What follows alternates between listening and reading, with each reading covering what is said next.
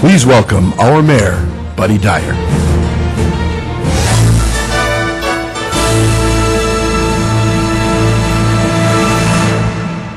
Good afternoon. I'm Mayor Buddy Dyer, and I'd like to welcome you to the February 24th, 2014 regularly scheduled meeting of the Orlando City Council. We are going to begin today's proceeding with an invocation offered by Chaplain Gladys Vega of the Orlando Police Department. Chaplain Vega has served as a volunteer chaplain for OPD for the past 2.5 years and as a pastor for, I'm going to say it in English. I have it in Spanish here, but I'm going to go ahead with my English unless, actually, I'm going to have Commissioner Ortiz. I'm going to try that one. What is it? Iglesia de Dios Pentecostal. Yeah. Oh, God. Awesome. Such a show-off. For those of you like me, that would be my Pentecostal Church of God. For 13 years. The church is located at 3325 South Goldenrod Road and has been in our community for 23 years. The church participates in services at the Rio Pinar Healthcare Center on Saturday mornings and also provides Bible study and church services to men and women incarcerated at the 33rd Street facility weekly. After the invocation, will be led in the Pledge of Allegiance. Commissioner Ings, are you on the phone? Yes, I am. Will be led in the Pledge of Allegiance by Commissioner Sam Ings. Would everyone please join me in standing?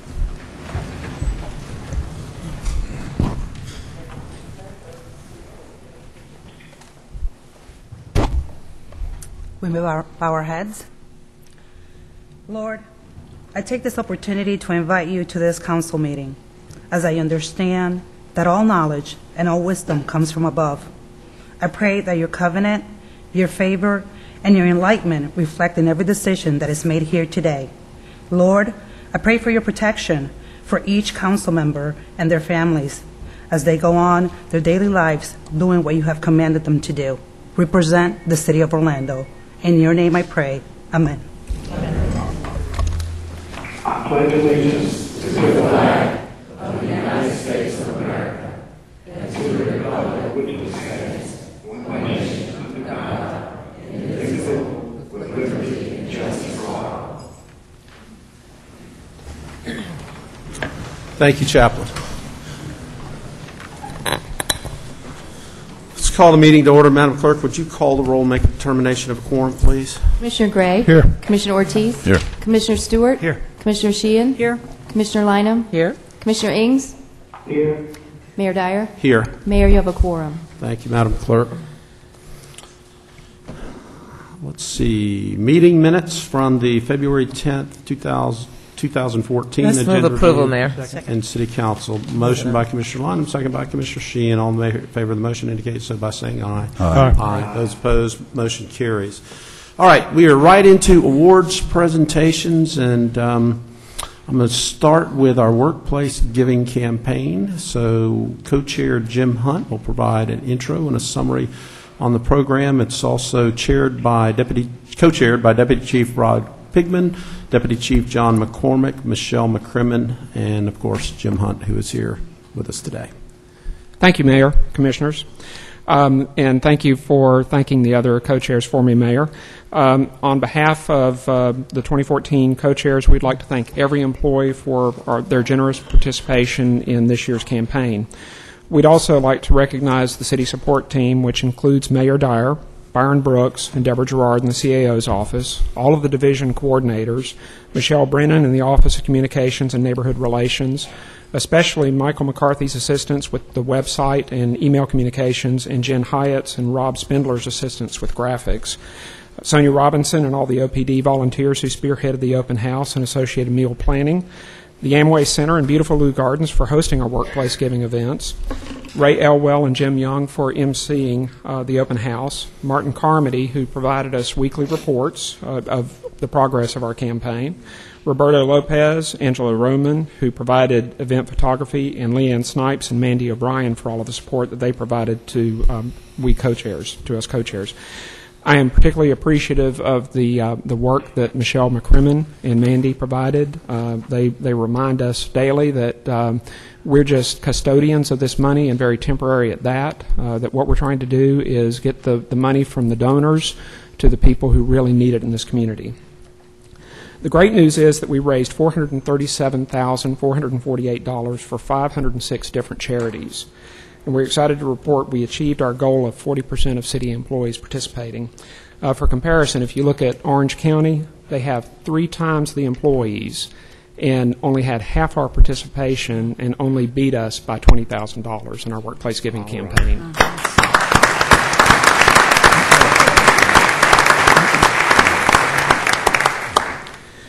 Here are some statistics, and we really try to focus on participation, not so much how much people give. But we had 171 employees who pledged 1% or more of their salary, 60 employees who gave more than 2% of their salary, 11 employees who gave more than 5% of their salary, and 6 employees who gave more than 10%. And they're really to be commended.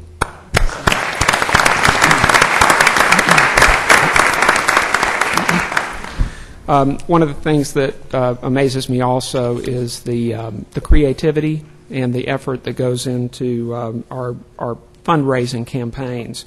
Almost $27,000 was raised through events ranging from FPR's golf and tennis tournaments to the holiday workspace decorating contest that was hosted by the Office of the Mayor, Communications and Neighborhood Relations, and the Office of the City Commissioners.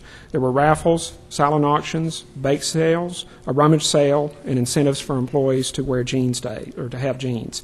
Before we go into the numbers and details for the departments, we'd like to acknowledge the charity organizations who were able to be with us today. And so I'd like to have, Mayor, if you could come forward to present the checks.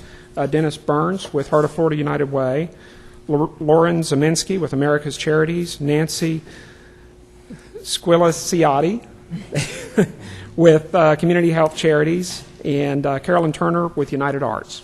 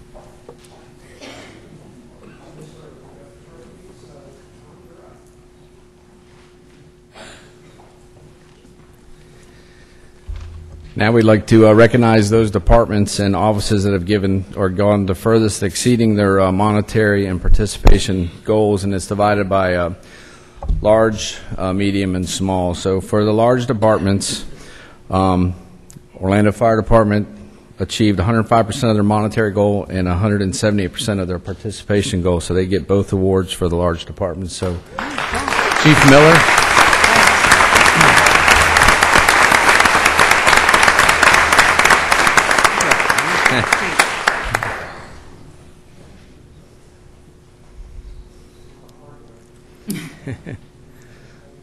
Those things are heavy.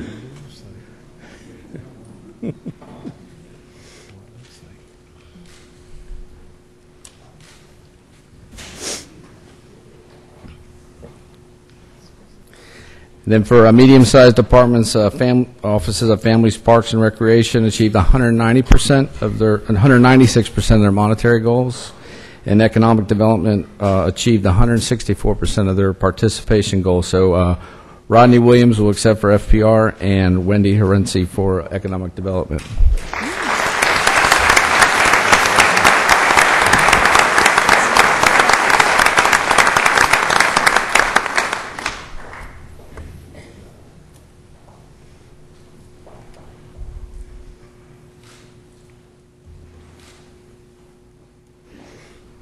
And then for small departments, the venues are recognized for both of them. They've got 206% of their monetary goal and 137% of their participation goal. So Alan Johnson. Kurt.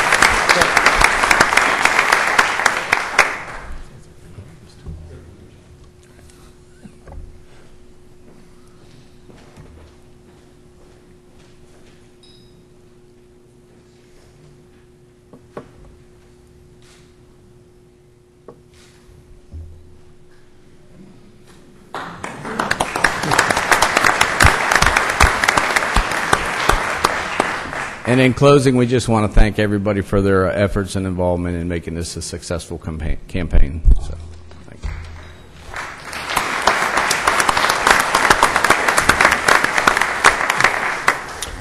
you. Okay, I'm going to call on Judy Bias from Keep Orlando Beautiful to recognize the 2013 Keep Orlando Beautiful Beautification Awards. Jody? Thank you, Mayor. Good afternoon, Commissioners. As you all know, we like to give out beautification awards each year, one for each district. And what we do is our advisory board votes on those every year in November. And we give it to a property for improving, beautifying, or just keeping their property litter-free and nicely landscaped. We accept the nominations throughout the year. And again, we select the winners in November.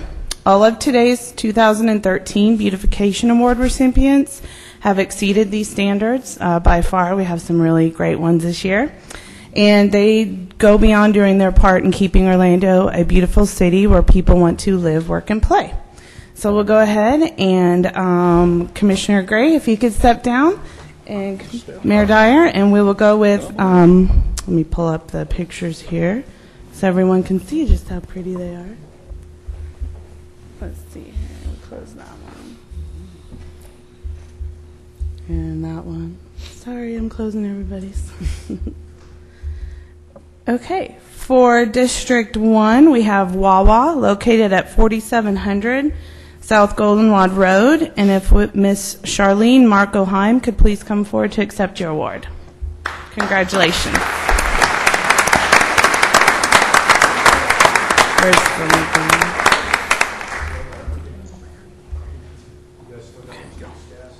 I was going to put it up there, right?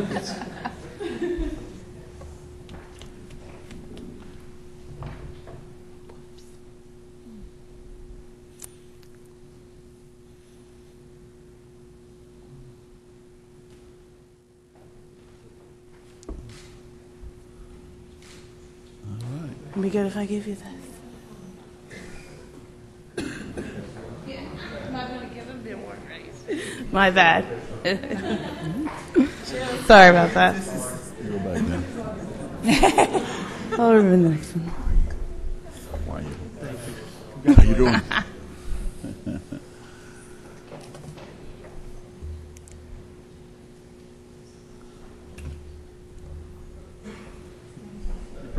Sorry about that.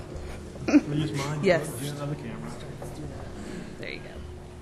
All right, Commissioner Ortiz, if you could please step down. And for District 2, we have Universal Insurance Agency, located at 1548 South Cimarron Boulevard. And will Miss Diana Giron please come forward to accept your award?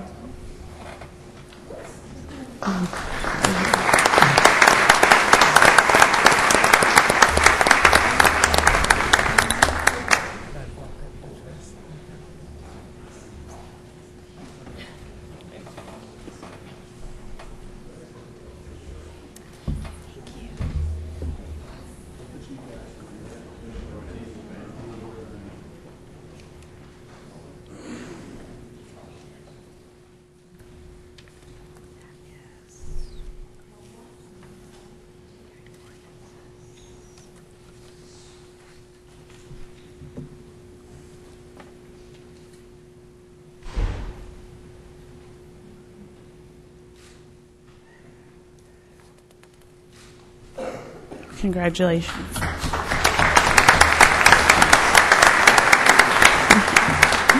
Okay, Commissioner Stewart, if you could please join us. The winning location for District 3 is Santiago's Bodega. It's located at 802 Virginia Drive. And will Mr. Brett Counts please come forward to accept the award?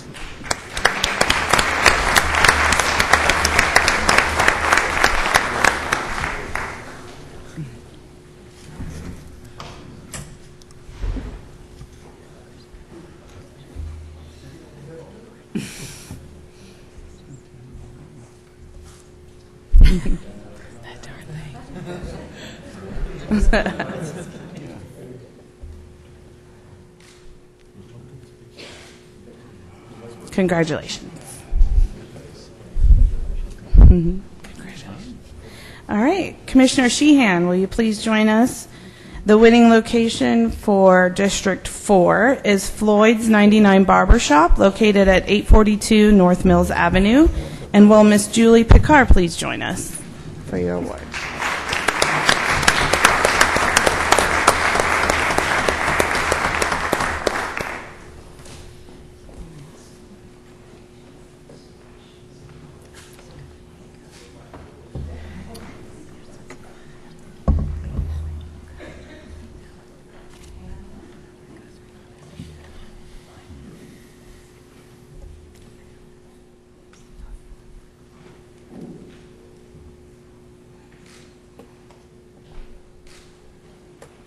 Congratulations.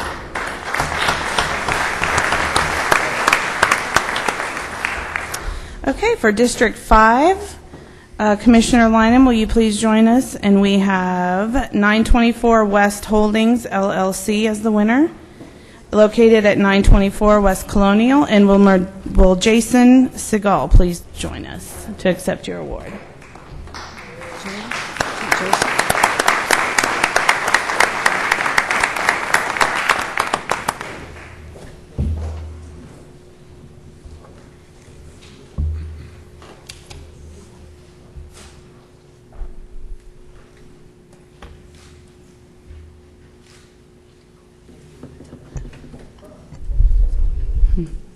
Congratulations.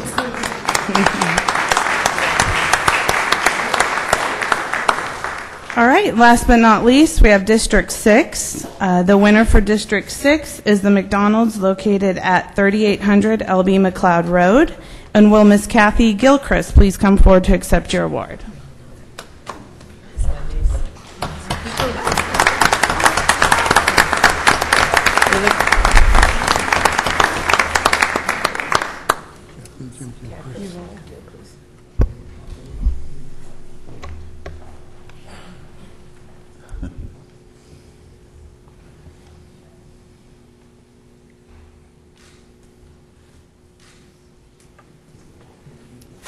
Congratulations.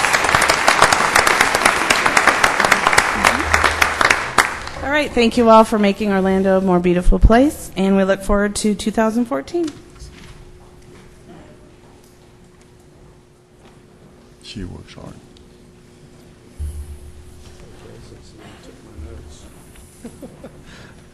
hard. Commissioner Ings, we're going to Photoshop you into the last one. All right, I'm going to call on Alan Johnson for a 25-year service award. Since that was my niece, now you can put me in that picture. Go ahead. Thank you, Mayor, Commissioners, and audience members. It's a unique opportunity and great opportunity. We get the opportunity to recognize an employee who's been with the city for 25 years, and also upon a retirement, I'm going to ask Robert Bowden, a 20-year employee plus one day, he said earlier, to join me and help me with this presentation. Lisa Ferrillo. Lisa was born in New York. She moved to Puerto Rico at the age of 8 with her family, and then moved to Orlando in December of 1988. Bilingual, this has been a great asset throughout her city career. She started at the City of Orlando at the newly built Orlando Arena as a receptionist in February of 1989, and that got promoted to full-time that same year. She also was promoted next to the box office ticket seller and moved her way up into lead ticket seller position, where she worked a majority of her career with the city. Lisa is in her 25 years at beautiful Lou Gardens as the membership volunteer specialist. Her passion throughout her career at the city was customer service and ensuring our guests and patrons have a wonderful experience wherever she was working. Lisa?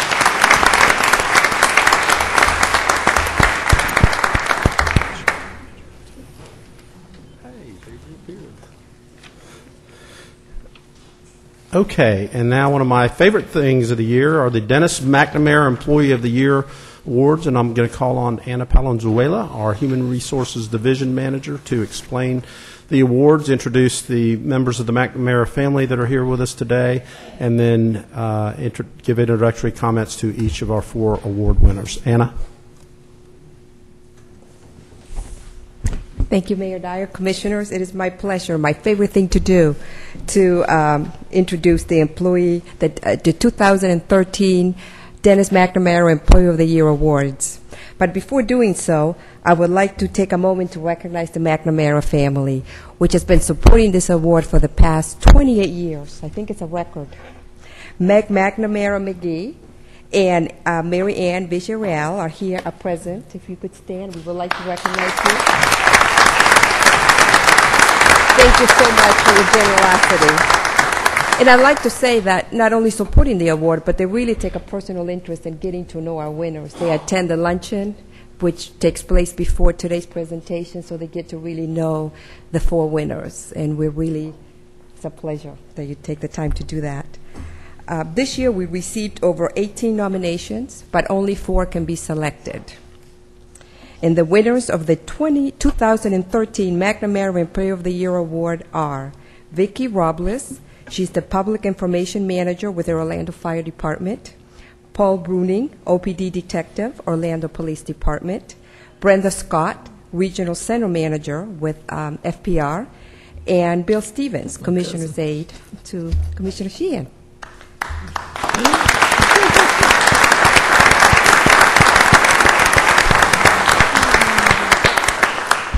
The department directors will now present the winners. We'll start with Fire Chief John Miller, followed by Police Chief John Mina, Rodney Williams, Recreation Divisions Manager, and Commissioner Sheehan. John? Thank you, Anna. Afternoon, Mayor, Commissioners.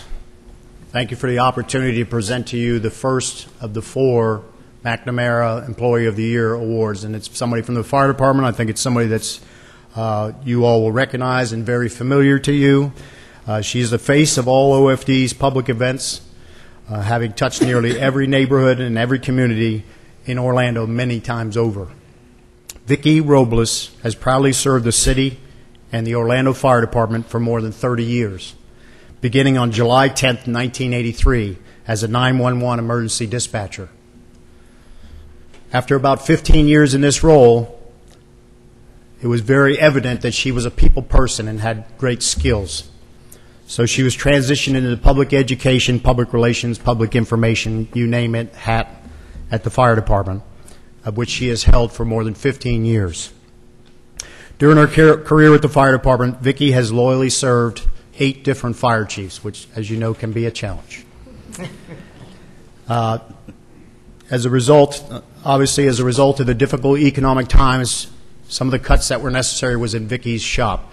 And Vicki is basically a one-man show. She wears all the hats and pretty much does it all. She's done a fantastic job. She's an excellent employee and is beloved by all of her OFD family. Just a sampling of some of the things that Vicki has done over the years. She obviously works with you all, commissioners, the mayor's office, the Office of Communications, all the departments throughout the city. She's in charge of our fire media. She's the one that does our productions and keeps all of it going. As I mentioned, she's worked with all the neighborhood associations for their public safety needs over the years. The fire prevention side of things, she was our first OFD clown for the fire prevention department back in the day. She's not a clown anymore, just back in the day. She's been spearheading the smoke detector alarm and blitz program for those neighborhoods that are high risk. The CERT, the Community Emergency Response Teams that each one of your commission district has, she's in charge of. Fire extinguisher demos, the new CPR hands-only initiative that's going on right now, she's in charge of. The Mayor's Academy, the fire department's portion, Citizens Fire Academy, the OFD Explorers. She's also the coordinator for the Orlando Fire Department Explorers, which helps youth between the age of 14 and 21 to have an experience of what it would be like to be an Orlando firefighter or a firefighter. She also coordinates the Pipes and Drums and the Honor Guard, which you know participate in many events throughout the year. And she has done literally hundreds, if not thousands, of fire station tours and touched hundreds, if not thousands, of community members as well. But most notably, the mayor probably would recognize that fiscally, Vicki has been the key to our grant program at the fire department. She not only writes the grants, but she manages the grants. And in the last few years, you know, we've gotten nearly $14 million in safer grants from FEMA, and it's in part due to Vicki and, of course, her maintaining the records and making sure we stay in good shape. All in all, Vicki has been an outstanding employee, not just in 2013, but in all of her 30-plus years that she's been with the Orlando Fire Department in the city of Orlando. I can tell you when Vicki finally retires from the fire department, we're going to need to hire 5 people in order to fill all those roles. So, Vicki, if you'll come forward. Vicki, I present to you Vicki Robles of the Orlando Fire Department.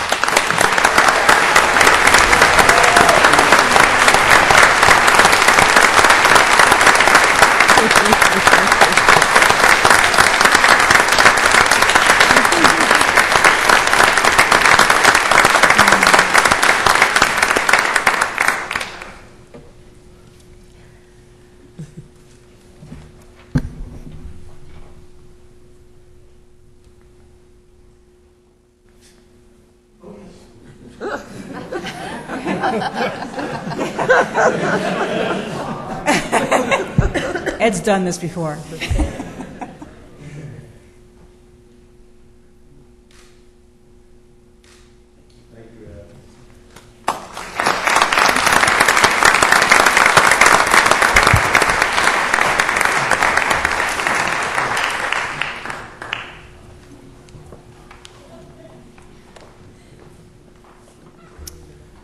Good afternoon, Mayor. Good afternoon, Commissioners. And I am proud to announce Detective Paul Bruning from the Orlando Police Department as one of the McNamara Employee of the Year award winners. Detective Bruning has been a member of the Orlando Police Department for over 19 years. He serves in our Fugitive Investigative Unit, which sole mission is to go out and arrest people who are wanted for felonies and misdemeanors. And this is a very dangerous job because most of the people already know they're being looked at and wanted by law enforcement. Paul comes to work every day, and he is relentless in his mission to apprehend criminals. Paul is looked to by other officers who can't find criminals. They go to Paul when they can't find someone. And Paul he has the keen ability to use a ploy or ruse and trick criminals into meeting him, thereby making a safe arrest. Paul has been the lead detective in over 127 felony arrests that he located and captured. In addition to that, he has assisted in the arrest of over 500 felons this past year. I'm going to highlight just a few of his arrests. Paul is responsible for locating and capturing 11 suspects for murder wanted by different jurisdictions throughout the year. 11 suspects for murder. He's also responsible for locating and capturing a suspect wanted for 10 counts of sexual activity against a minor. He's responsible for the location and capture of 2 convicted felons who were mistakenly released from prison. He has assisted in the arrest of numerous armed robbery suspects, domestic violence suspects, and suspects wanted for aggravated stalking. But it's more about than arresting bad guys for Paul Bruning. He is an example of what a man should be. Over 17 years ago, Paul took the time to befriend and mentor a young boy who grew up on Mercy Drive. And the boy grew up in a very challenging situation, to say the least. His father was in prison. Paul took the time, his own time, for 17 years to mentor this young boy all throughout his life. It took him on his own time to go get pizza, took him to Walt Disney World, and just basically spent time and was a father figure to this boy. And the boy, now a man, recalls how Paul would teach him life lessons and teach him right from wrong and really teach him about making the right choices. This young man now is a senior in college at the Southern Utah University, and he's going to graduate this year with a degree in exercise science. and it's all because of Paul. So because of his efforts in the community, keeping our community safe, his mentorship of our youth in our community, Paul Bruning is awarded our McNamara of the Year Award. Come on up, Paul.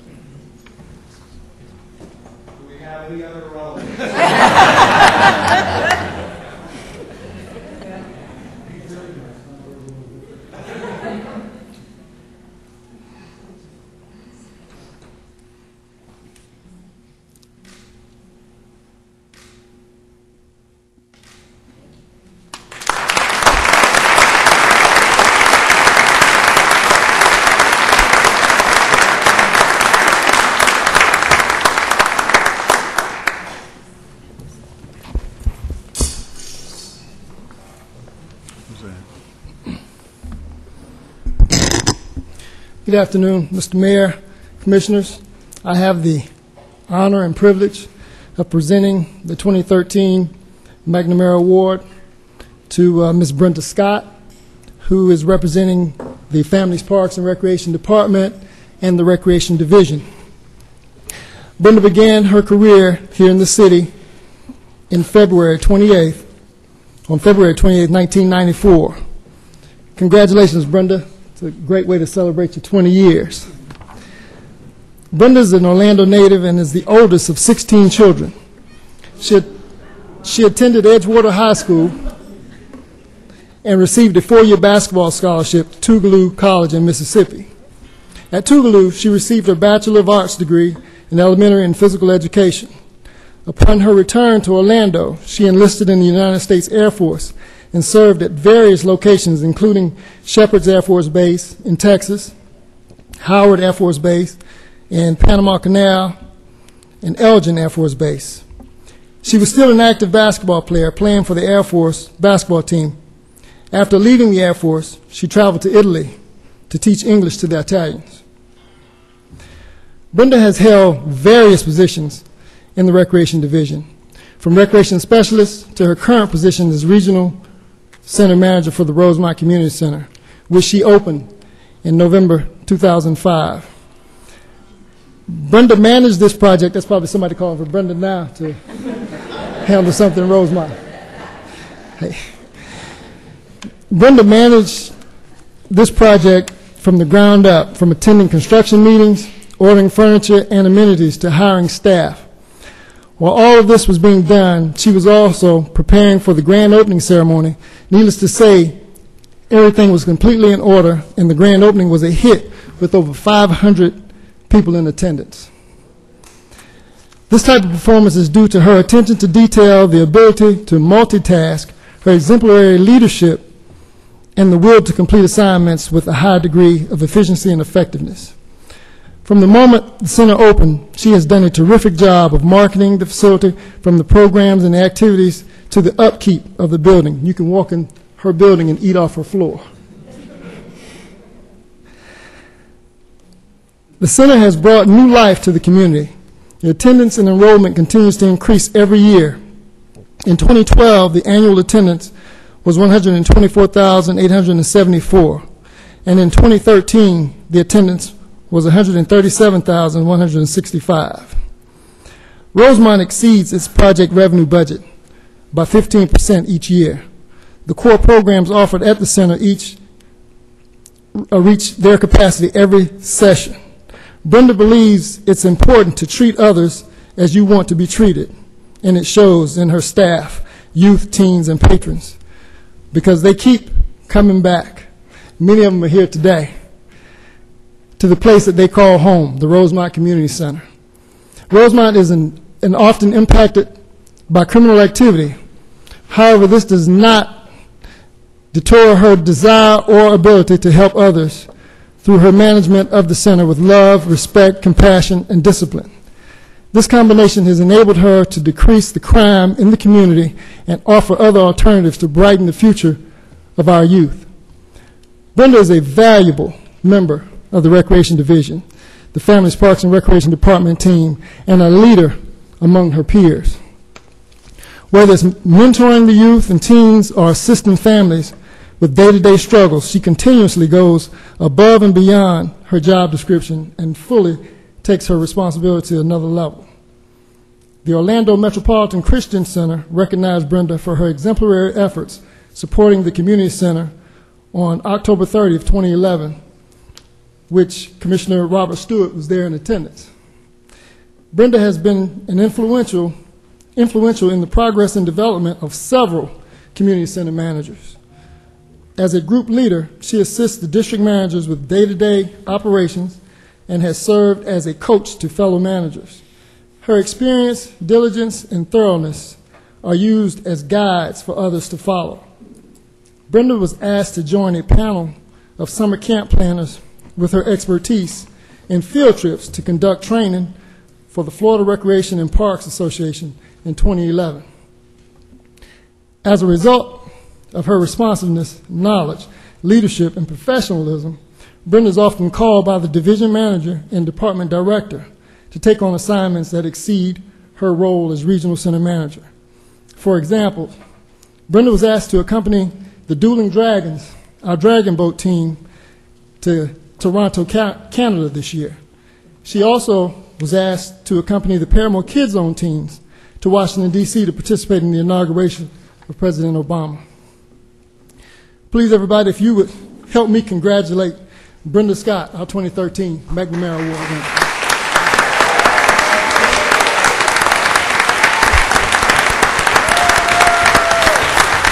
That's my little cousin.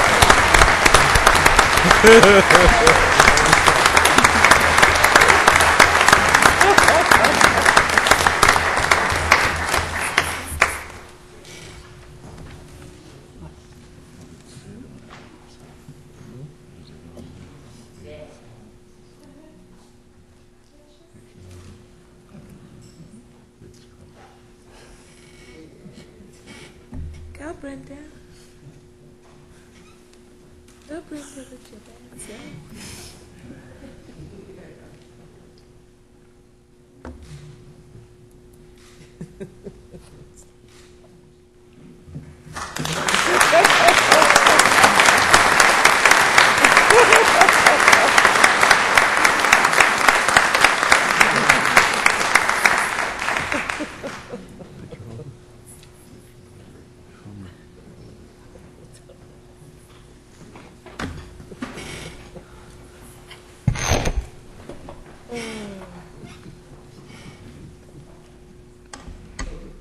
Ladies and gentlemen, it is my pleasure to introduce the Dennis McNamara Employee of the Year 2013 from the Office of Commissioner Patty Sheehan. It sounds weird to say that in the third person. William Lee Bill Stevens, Jr. One of the criteria on this award was heroism, valor on the job, and I wrote that dealing with a type A personality, menopausal elected official every day, definitely qualified him for valor and heroism. It is said that to survive in the realm of public service, one must suffer fools gladly. Bill Stevens does not suffer and manages to make even the most angry Orlando caller his friend.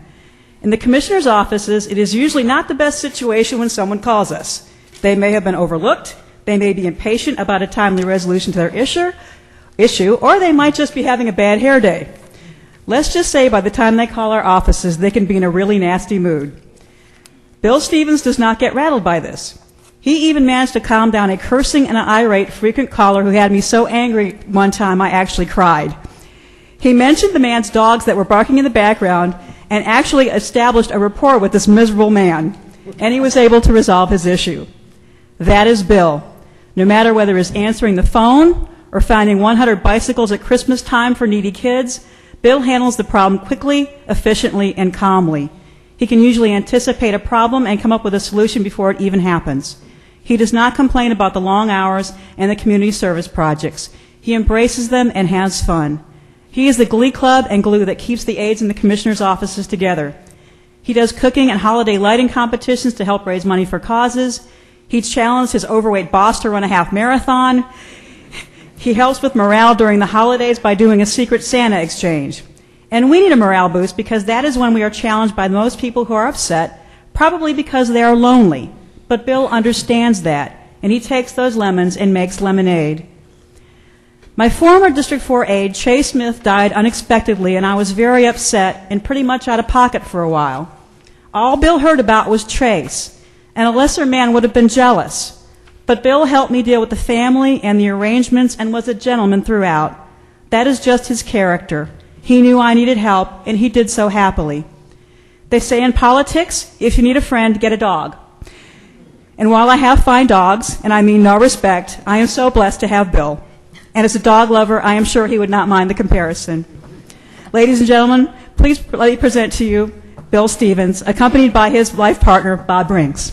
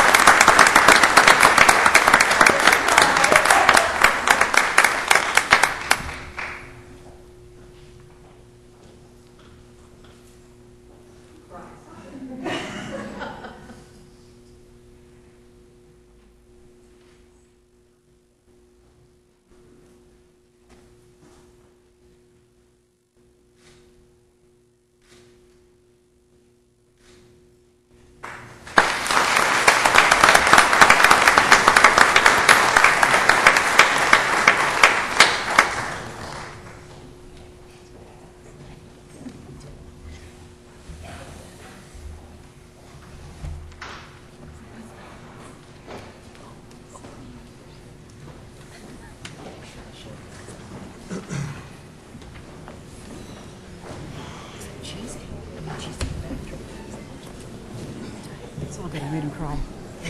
That's very sweet. I always love this.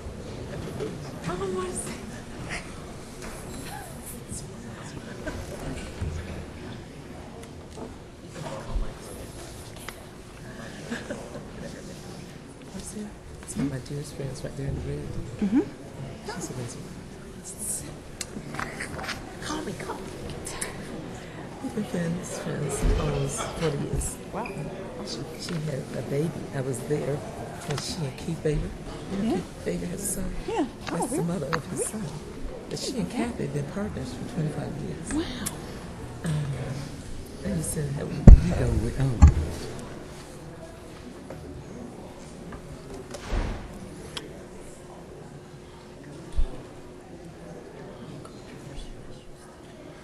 Commissioner Ings, you still there? Yes, I am there. I just wanted to let you know that 3/4 of the people that were in attendance just left, so they weren't waiting for your commissioner's update. Man. Or apparently the mayor's update either.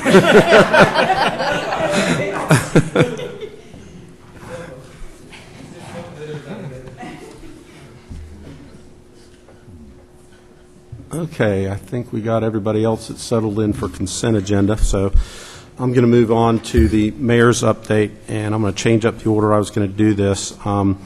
This council's top priority for the last 11 years has been public safety, and I've been honored to work with Police Chief Paul Rooney over the last 3 years as he served the residents and visitors and business here in Orlando. And on Wednesday, February the 12th, after almost 28 years of service, Chief Rooney announced his retirement.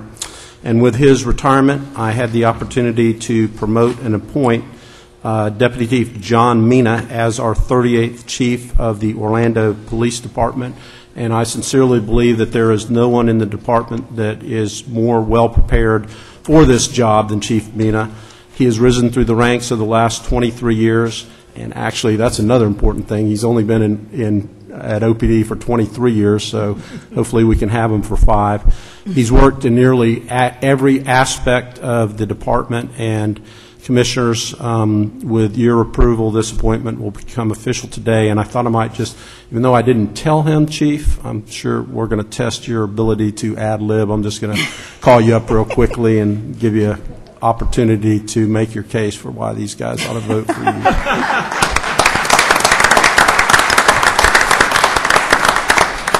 Thank you, Mayor. Thank you, Commissioners, in advance. I'm very humbled and honored to be appointed as your 38th Police Chief. Like I said at the press conference, we are going to continue our fight against crime, reduction of crime, getting crime guns off the street, but we're also going to attack those people who are breaking into your homes. And I know it's on everyone's mind. So we are going to fight hard for you. So I really appreciate it. Thank you. Thank you, Chief.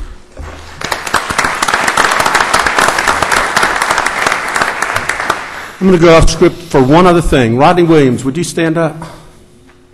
So I learned today at lunch that Rodney's daughter, who looks pretty much like him except much prettier, just as tall, who is a freshman at the University of Florida, is now a starter for the Lady Gators basketball team and was Player of the Week or Freshman of the Week? Freshman. Southeastern Freshman of the Week.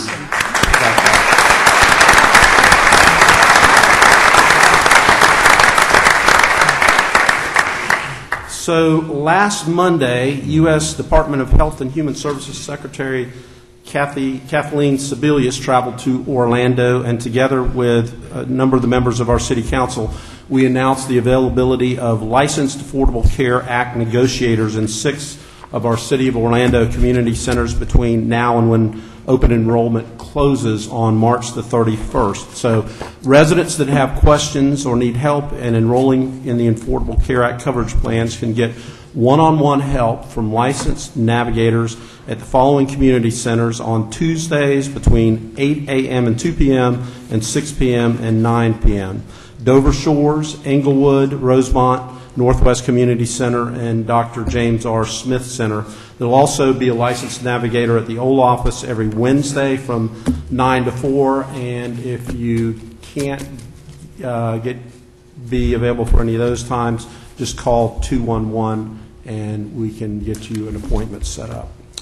Our 9th annual Neighborhood and Community Summit is on Saturday, March the 1st, and we bring over 300 community and neighborhood leaders together.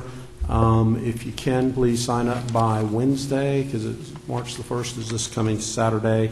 You can go to cityoforlando.net. Blues BQ is also on Saturday, March the 1st from 4 to 10.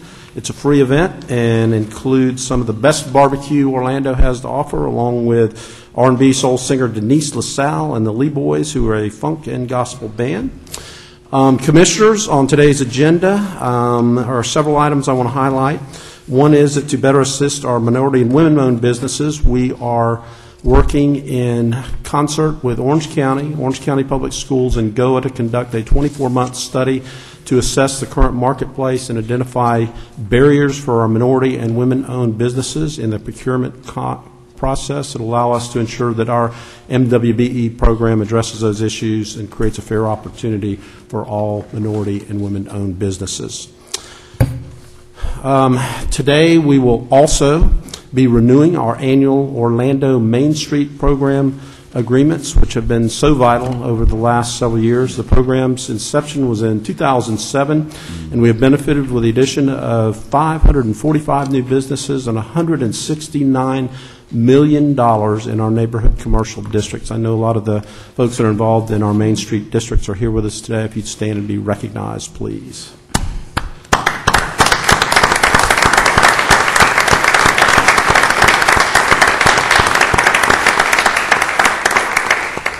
On today's agenda is a housing project that will provide affordable owner-occupied housing and further stabilize the Paramore neighborhood in Commissioner Lynham's district. And the project is called Heroes Commons, and it's a partnership between the City of Orlando and the Florida Real Estate Foundation, and we will jointly redevelop 6 lots that are currently vacant into single-family housing for income-qualified veterans, disabled veterans, local law enforcement officers, and other public safety personnel. The homes will be attractive and functional. They'll be designed by members of the Orlando chapter of the American Institute of Architects, built by members of the Metro Orlando Home Builders Association. And I'd like to recognize Beverly Evans, who is the chairman of the Florida Real Estate Foundation, and other members that are here with us today. If y'all please stand. Tell your other people to stand. Hey, Frankie, you guys stand too. Yeah. Others with her are. So if the rest of you guys would stand too. There you go. Mayor, Frankie is not shy. I don't know what that was about. Okay.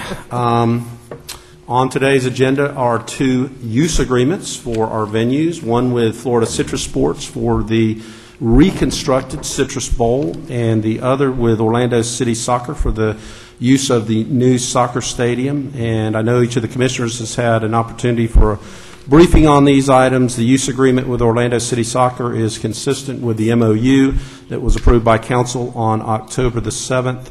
And a couple of the important deal points is that the development of the stadium will be handled by the team or its appropriate entity, and they will be taking on any risk associated with cost overruns during the construction. But just as importantly, as part of the use agreement, they will make an annual payment to the city to ensure that we at least break even on the stadium's operating cost, and includes a non-location agreement. So that takes all of the risk out of both the construction and the operation for the city. On the Florida Citrus Sports agreement, it is constructed quite a bit differently than in previous years, and is done in a manner that provides more predictable revenue for the Citrus Bowl and for our venues. And I'd like to recognize from Florida Citrus Sports, Steve Hogan, Kathy Wheaton, and Bill Diamond, and from Orlando City Soccer, Brett Lashbrook and Forrest Eber. You guys stand.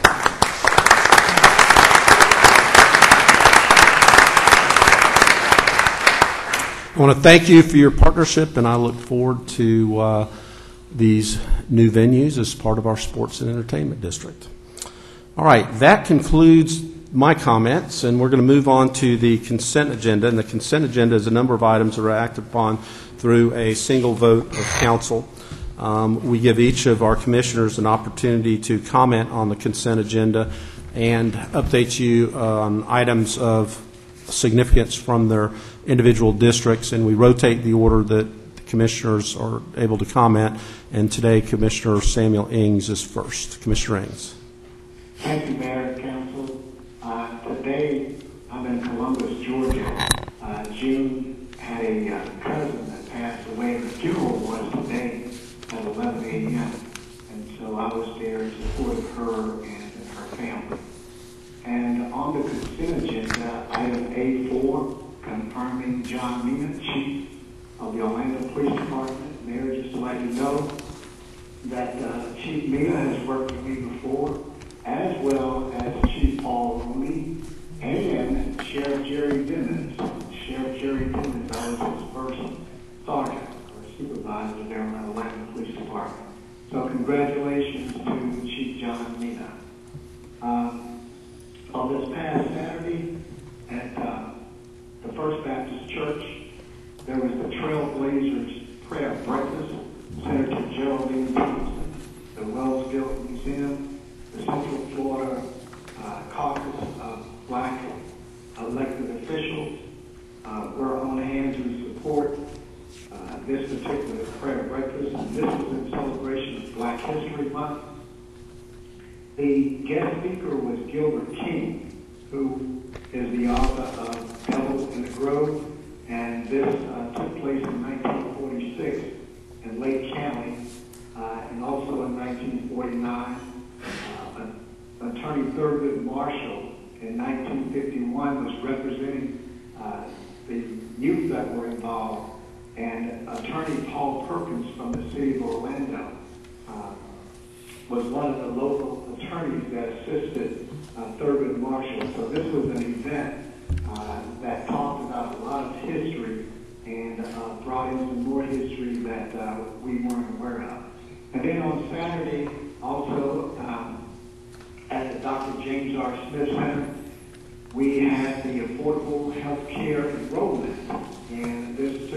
from 1 p.m. to 6 p.m.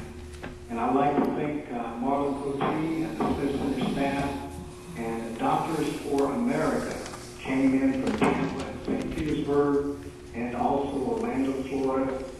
They were on hand to address the people and assist the people. The computer lab and other rooms were used for enrollment.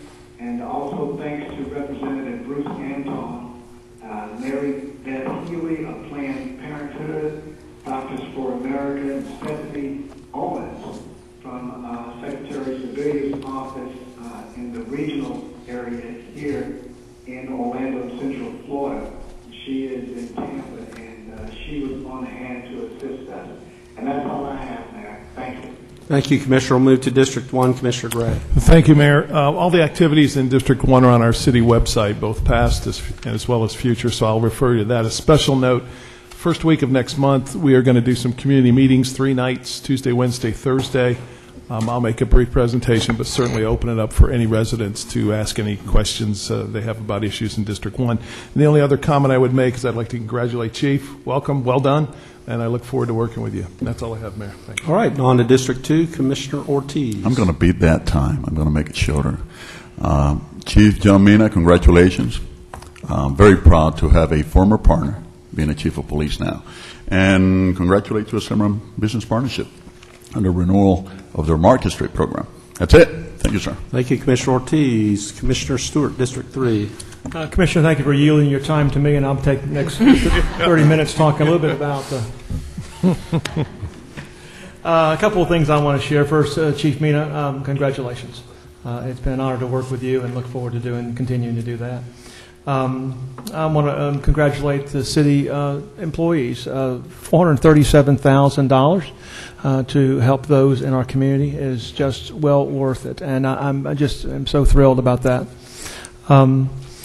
Also want to mention the beautification awards and the congratulations to Brett Counts. I think he had a duck out earlier from Santiago's Bodega. Apparently is mine, the mayor's new favorite spot in College Park or in the Ivanhoe Main Street. Sorry, where's... I know. And Main Street, I know. I get 2 for 1. And, of course, McNamara, the award winners, Brenda Scott and Vicki and Bill and Paul. Every year it's just an honor to recognize those great employees that we have, and it's just really neat to do that. Let me catch a couple of things coming up. Opening night of the Central Florida Fair is this Thursday evening, and we will go through March 9th. So you guys look for your details on centralfloridafair.com. In addition to that, the Guns and Hoses game is coming up. Is March 1st over at the Central Florida Enforcers and Orlando Firefighters Hockey. And so I had a chance to be there for that. And once you come to the game, then step out to the Blues PQ. So get them both at the same time. March 9th is the Sunday in the Park over in College Park. Put on by the College Park Neighborhood Association. Get a chance to come over there and enjoy that. And, of course, the Lou Gardens plant sale. I think Robert Bowden is someplace around here. If he's not, he's already left. One of the best events that Lou Gardens does every year is Lou Gardens plant sale. That's March 15th and 16th. So I want to get a chance to plug that because it's just a great chance to be part of the community and see our great gardens. And that's all I have, Mayor. Thank you, Commissioner. We'll move to District 4. Commissioner Sheehan. Thank you, Mayor. I'd like to also congratulate Chief Mina, and I really appreciate the fact that he's going to concentrate on burglaries because we have a whole lot of those, and as those are always the things people seem to care about. We go to a neighborhood meeting, how many burglaries have been happening. So thank you for your attention to that.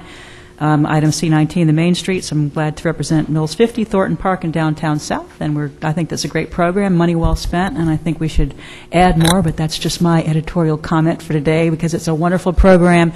And I have to tell you, the money that we put into these main streets has had such an impact and identity and really helped these areas. I've seen them all thrive, and I think it's money well spent, and I think we ought to have another half dozen of them because it's just an absolutely great program.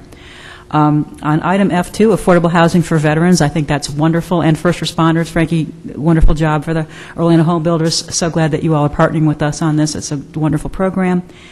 And on item J3, the Downtown South Neighborhood Improvement District referendum, I'm just glad to see that the funds, that this is the businesses assessing themselves for funds to be used in their area. So I can't think of a more responsive way to provide funding than the people voting to tax themselves and use it in their area. So that's all I have, Mayor. Thank you. Thank you, Commissioner Sheehan, and we'll move on to District 5, Commissioner Lynham. Mayor and Council, my remarks will be very, very brief also, since Commissioner Eanes has already talked about the Trailblazers. I don't need to talk about it anymore. But I do want to say a real special thanks to us and to two people, Mayor, that you appointed to help me early on. That was Deborah Gerard and Kathy Russell, and researching what we could do regarding the Affordable Care Act to get us started. And those two ladies sort of kick-started the whole thing. And we invited Commissioner Eanes to be a part because this was bigger than any one district. In any two districts, it was a part of the city. So it was great to see the Secretary come to town and work with all of her staff and do the right thing. If I have insurance, why do you think I don't want you to have insurance? It's just silly, especially if we make it affordable. So I'm very, very thankful for our role in Affordable Care Act. Also, I want to announce as we go down the list is Take Stock in Kids is something I absolutely support, and I know Steve is here because the Citrus Sports Authority take great pride in being a great sponsor, and I look forward to taking care of that. The other is, for years, Byron Brooks and Kevin Walsh have worked on getting this disparity study done. Number one, they're very expensive, so you need to partner with a lot of people, and they need to be on the same page. That is no little feat to get a lot of people on the same page with you. So I want to commend council. So far, so good until we vote on this. We're moving forward with the disparity study that's, number one, going to show Orlando doing pretty good, but, well, I'm not going to get into that, the disparity, wherever it is. But there is a great disparity. I'm going to vote on somebody, some company from Atlanta today. You know, I hate voting on people from out of state. I hate voting for people in Tallahassee and Jacksonville, if it's not Orlando, Orange County, Central Florida. But I know we're moving in the right direction, and I want to say thank you to staff that keeps the momentum going on things that people don't know. And usually people who don't know something don't know they don't know it. And there's a scripture when Job was arguing with the Lord, just because you don't know it didn't mean I didn't do it. So I'm thankful for that. And Frankie, as I mentioned, is not, and you know this, she is not shy. I don't know why Frankie set her butt down, and we had to make her get up. This project, Heroes Common, in the Callahan area, is phenomenal. I was in Seattle, met with the Home Depot, met with all the folks regarding veteran housing and what is going on around the country. And our project seems tiny, even though we're going to reach out around that community. But, Mayor, we mentioned Frankie and the Realtors Foundation, but Laurie has been very, very fundamental in making this donation possible and are getting that land and code enforcement and everybody else. So I'm looking forward to this being a unique project where we literally give the, well, you guys, once we give it to you, give the housing, the 6 houses, to veterans that have no mortgage. I mean, this is the greatest gift to humanity that we can give in this area, and I think it's going to grow larger. So I want to say a special thanks to all of you guys for all of your hard work.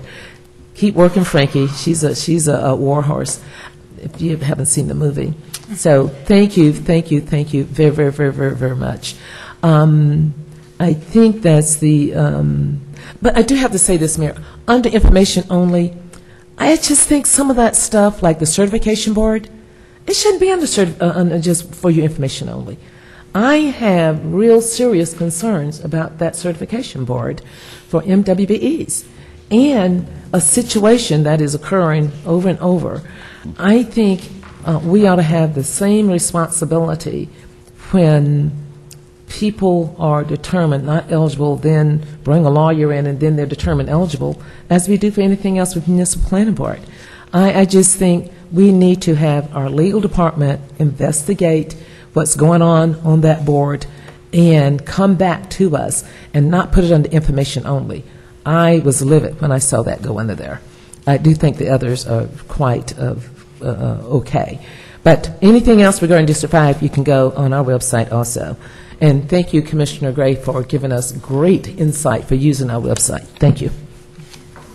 Thank you, Commissioner Lineham. Is there a motion to approve? So moved. Motion to approve. Motion by Commissioner Ortiz. I'll take that as a second. Yes, sir. Commissioner Lineham. All in favor of the motion indicate so by saying aye. Aye. Those opposed, motion carries. One last order of business that Atlanta forgot, or thought I forgot about. It is our city clerk's birthday.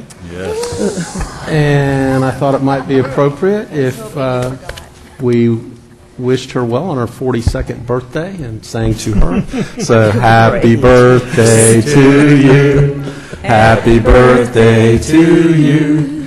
Happy birthday, dear Atlanta. Happy birthday to you. Thank you very much. What a party. Okay, anybody that wants to escape at this point that had a consent agenda item, you're free to do so.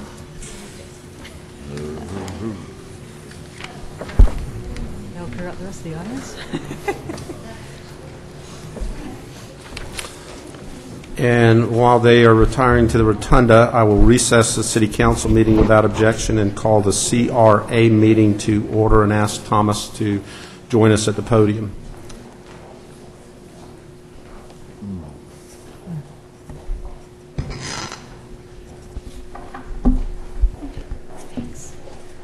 Good afternoon, Mayor and Commissioners, ladies and gentlemen. Our single item of new business for the CR today is approving the Downtown Facade and Building Stabilization Program funding agreement between the CRA and Real Tread Incorporated for 400B Pittman Street. I have a brief PowerPoint to just to make you familiar with that project. First, a refresher. Our Downtown Facade and Building Stabilization program overview. The funding makes funding available for facades and or stabilization improvements necessitated by code. This makes encourages the reuse of vacant properties and the use of underutilized properties, and of course improves the overall appearance. For most areas throughout the CRA, the residential buildings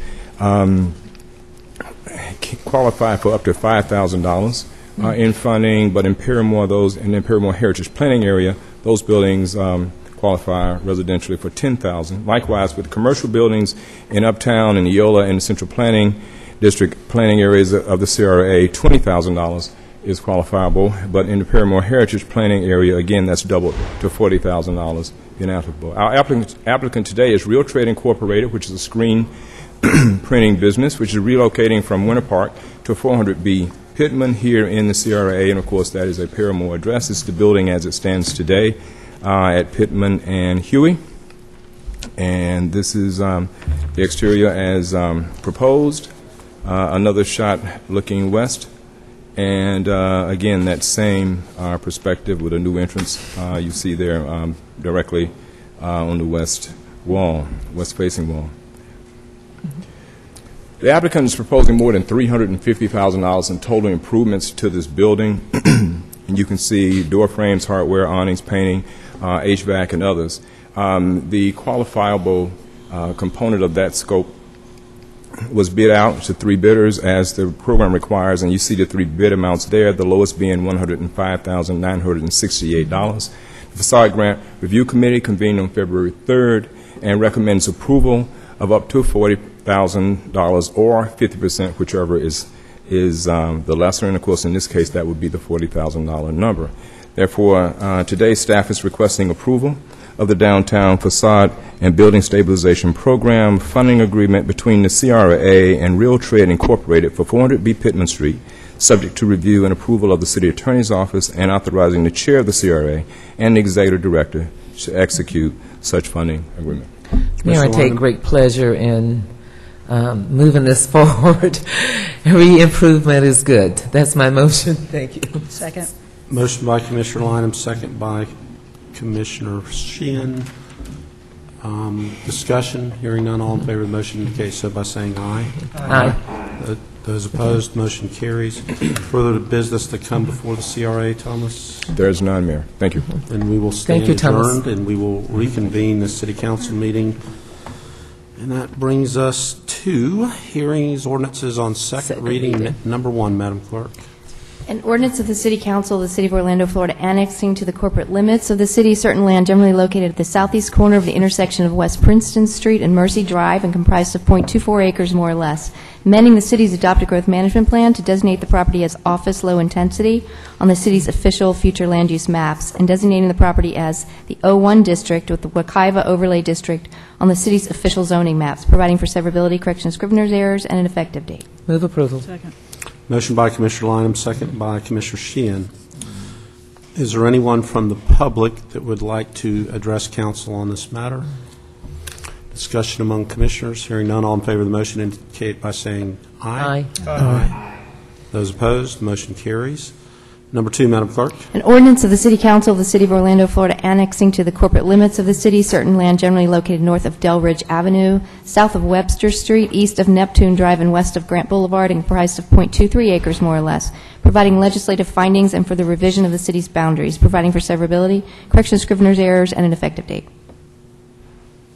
Commissioner Stewart. Sorry, turn the page. So moved. Second.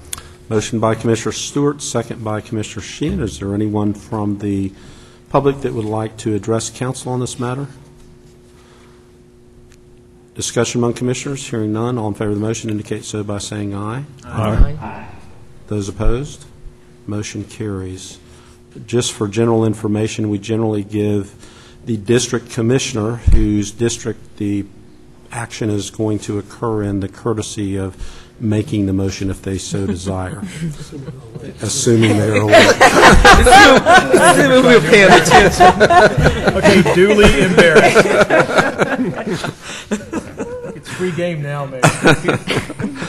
All right, number 3, Madam Clerk. An ordinance of the City Council of the City of Orlando, Florida, rezoning certain land generally located north of Millennia Boulevard, south and east of Interstate Highway 4, and west of South John Young Parkway, and comprised of 86.46 acres, more or less, from Planned Development District to Community Activity Center District in part, and Conservation District in part on the city's official zoning map, providing for severability, correction of scrivener's errors, and an effective date. So moved.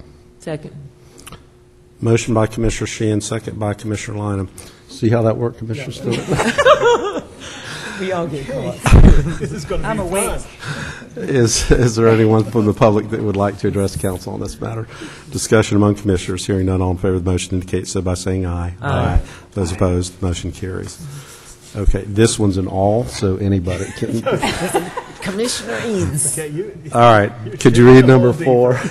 An ordinance of the City Council of the City of Orlando, Florida, relating to signs on transit infrastructure, amending Chapter 64 of the Land Development Code relating to signs to allow certain signs on transit kiosks and transit infrastructure associated with city-approved public bike share systems, providing definitions for severability, codification, correction of scrivener's errors, and an effective date. Commissioner Ings, I'm going to take yours as a second since Commissioner Stewart was alert enough to get in. Motion by Commissioner Stewart, second by Commissioner Ings. All right, is there anyone from the public that would like to discuss this matter with the council? Discussion among commissioners. Hearing none, all in favor of the motion indicate so by saying aye. Aye. Those opposed, motion carries. Number 5, Madam Clerk. An ordinance amending Article 2, Chapter 40 of the Code of the City of Orlando, Florida, entitled Downtown South, relating to the Downtown South Neighborhood Improvement District, amending Section 40.12 entitled Boundaries and Size of the District, and amending Section 5 of Ordinance Number 2011-28 entitled Referendum, providing for severability, repeal of conflicting ordinances, codification, correction of scrivener's errors, and an effective date. So moved. Second. Motion by Commissioner Sheehan, second by Commissioner Stewart. Okay, this ordinance relates to our NID referendum in our Downtown South District. It's something new. We've had, several workshops and discussions, but it's a new process that we're bringing through. So at each step, I want to make sure that we're fully explaining what we're doing and how this new process will work. So I'd like to have Jason Burton come up for our presentation. Thank you, Mayor, Commissioners. Jason Burton with the City Planning Department. I'm here to talk about the South Downtown Neighborhood Improvement District and give you a brief refresher on what we're doing today. What is a NID? It's a dependent special district established for businesses and property owners in the area to benefit those property owners in an area. The reason why it's being brought forward is because property owners' business interests in the Main Street have all been interested in funding infrastructure improvements in this particular area. A NID can plan for, construct, operate, and maintain physical improvements in a particular area. The goals of the NID that was contemplated under their Safe Neighborhood Improvement Plan is to accommodate for future development in a mix of uses, especially around the new Sunrail station. It also promotes advantages on a district-wide basis to encourage and attract development within the district. It also preserves existing property rights, reduces crime within the district, and kind of related towards your action today is facilitate improvements to the infrastructure within the district. By considering the referendum, you're also considering whether or not to tax this particular area so it could benefit for physical improvements inside that district.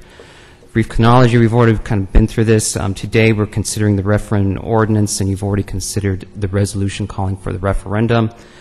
The Council's recommendations from the Advisory Council includes a potential ad valorem tax of up to 2 mills. It's voted upon by the property owners in the area. The votes are weighted based on property value. Tax-exempt properties can vote in the referendum if they agree to pay by agreement to the City Council.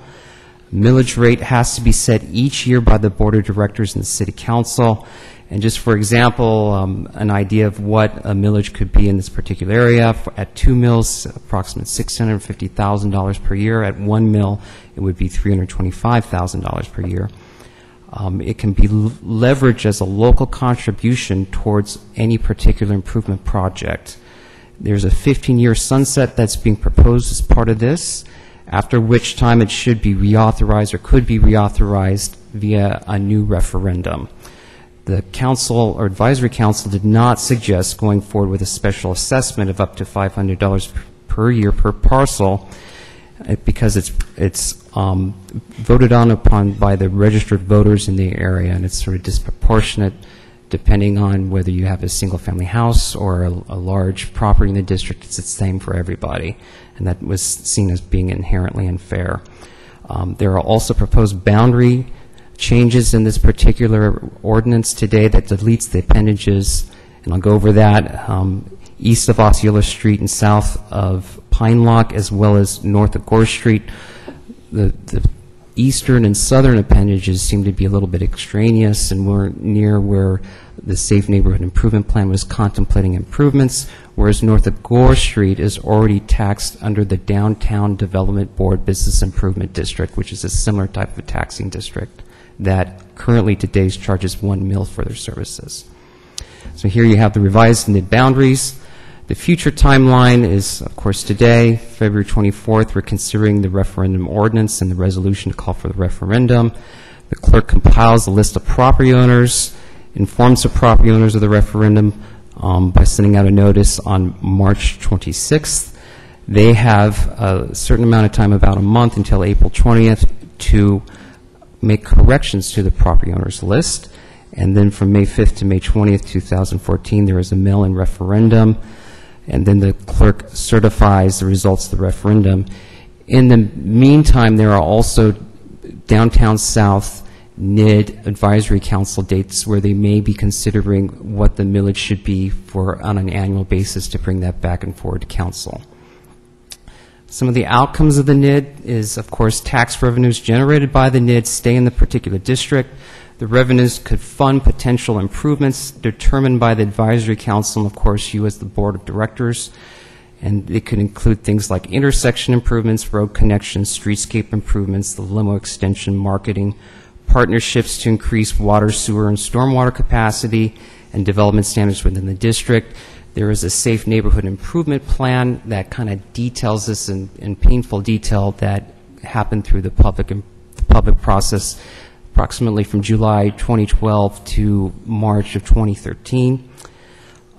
Some of the other things that's happening in this particular district is that with the infrastructure improvements come increased development rights throughout the district if there is a financing mechanism put into place that allows for these infrastructure improvements.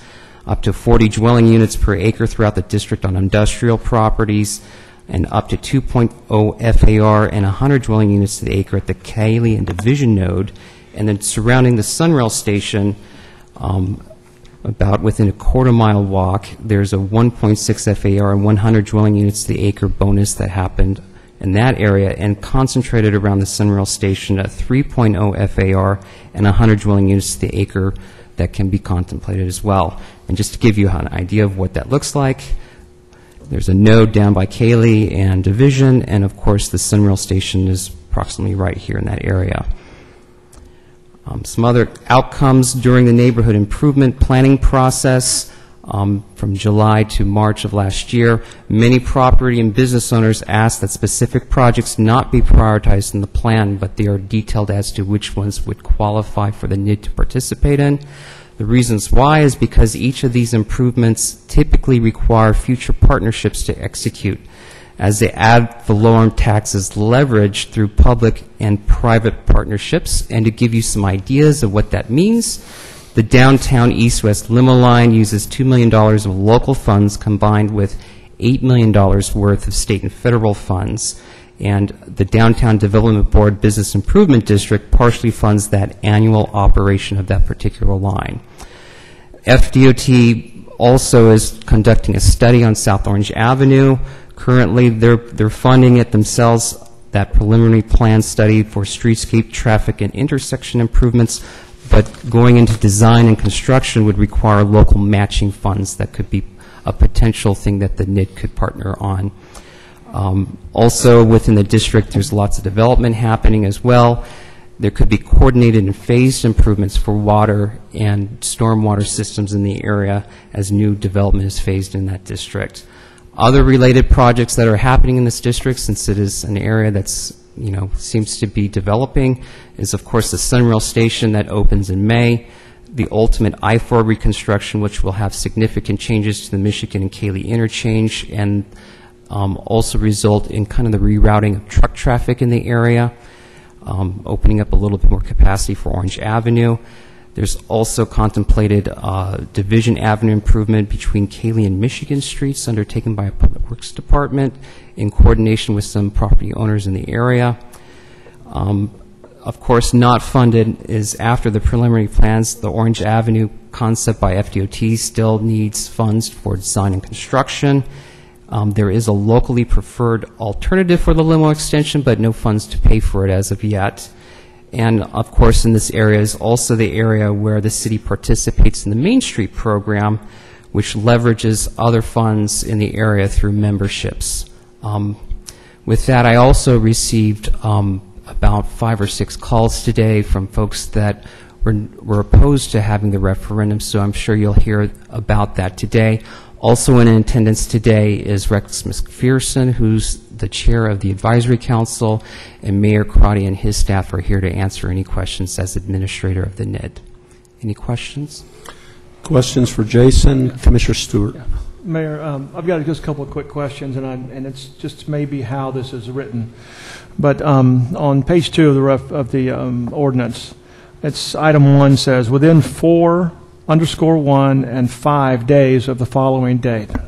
And I've been trying to figure out for the last couple of weeks what that actually means. Is that within 4 days, or within 5 days, or within 45 days, or within 15 days?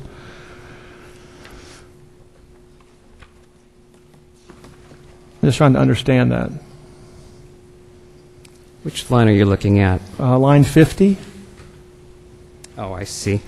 The strikeout, if you have the color version of the copy, is that the 4 is actually crossed out, but the middle line on the 4 you can't quite tell. It's 15 days after compilation of the freeholders registration list. Okay, 15 days. So the assumption is that's 15 calendar days. Is that correct? Correct. Okay. All right. And the second thing, which I could not clearly understand, is I know that the object of the nonprofit can opt out, or can choose to opt in or opt out, I guess that's the key. Opt-in is... Opt-in, and their value of their land becomes calculated as part of this, as part of the NID. That would be correct. So you would be seeing agreements coming forward from any exempt properties from taxes to be voluntarily taxed in lieu as part of the NID. So that would be brought forward to the council subsequently before April 20th, where the list would close for creating that particular referendum list. The assumption, and I guess I apologize for not thinking this last time when we asked these questions, but the assumption is that for the property owner of that particular piece of property, or when you have multiple property owners, multiple pieces of property by the same property owner, will they opt in on all, or opt in on part, or opt in, or is that their choice? It would be their choice, so they could opt in individual pieces of property, and they could decide not to opt in everything in the district. So an individual agreement would come forward to you that you would see to see what properties actually come forward to opt into the referendum. Okay, so if they opt in, then the calculation for the value of that property now goes into the majority determination of the total amount. Correct. So what happens in the referendum, it's successful if a majority of the property ownership in value votes positively for the tax, essentially. The property owner of those that are taxed. Correct, including if you were to add in an exempt piece of property, so that would count towards the total as well. Yeah, but that's again, I guess probably the distinction is that's only of the value of that is being taxed. If I own a church in the area and choose not to be part of it, then that value doesn't go into the calculation of the total amount of the property. That would be correct, because it's not being taxed. Okay, all right, good. Thank you. Commissioner Lynham. Mayor, I just want to speak in favor of this process. I've seen quite a few come through. Is that Don Ammerman back there? Oh, I'm sorry. Through the years, through my 16 years, I'm sorry, I've seen a number of things we have done to provide additional uplifting for communities that do not rely on city taxes, and this is just another opportunity. Of course, there are very poor communities that aren't able to always have this great benefit, but in my opinion, it frees us up to move more positively in those more downtrodden neighborhoods to do the things we've got to do as municipalities. So I can go on and on and on, and I'm sure Mayor Crotty, when he was on the county, and of course in my time with Commissioner Ammerman, we've seen these issues come through on not just in this, but other things that have the same type of impact. And it's a great thing for that area.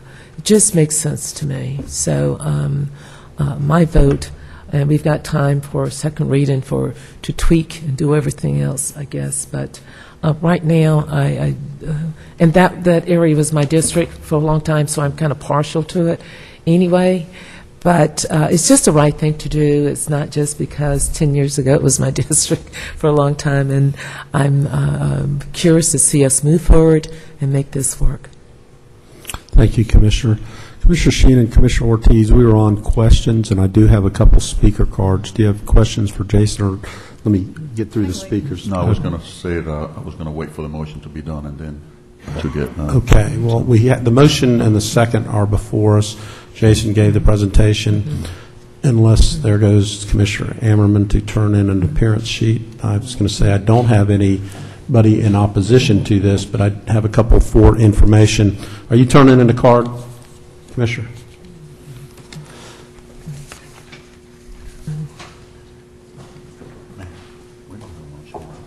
What's that? Yeah, Commissioner Sheehan did. Didn't you? Yeah.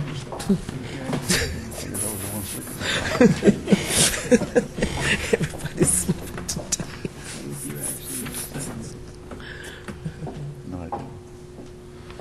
Okay, I'm going to take the opponents first and then the for information folks after that, so that if we need some cleanup.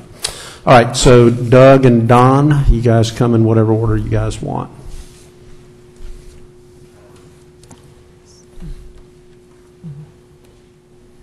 He's against it.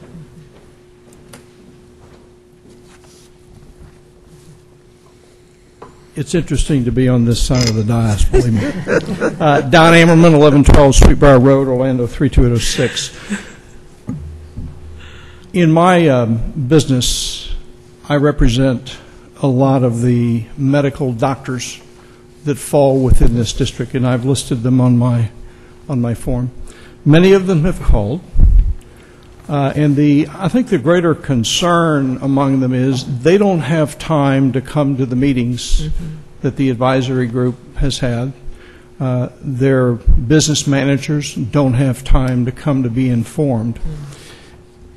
And their concern, greatly concerned, is that there is going to be an effort at the city council level to create a tax on their properties.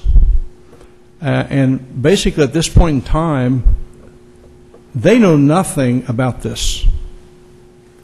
They literally know nothing. I've attended, along with several of the other people, and I know Doug's going to speak after me, we've attended some of the early sessions of this where information was given as to if tax dollars were raised, what monies might be used for.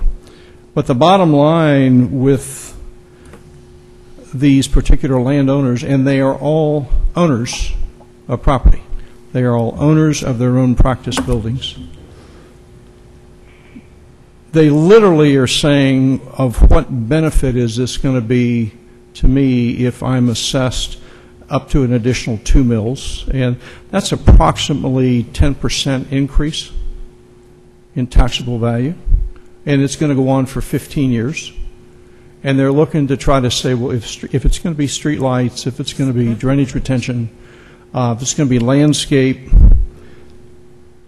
these are individuals with practices that in some cases they are owners and are renting their former practice facilities.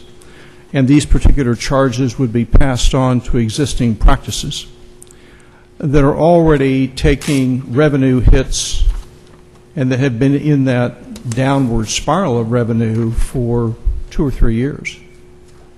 So I'm here to speak on their behalf to say that I think, as has happened in the past, and even when I sat where you are, there needs to be more information put in the hands of those who are going to be affected by this.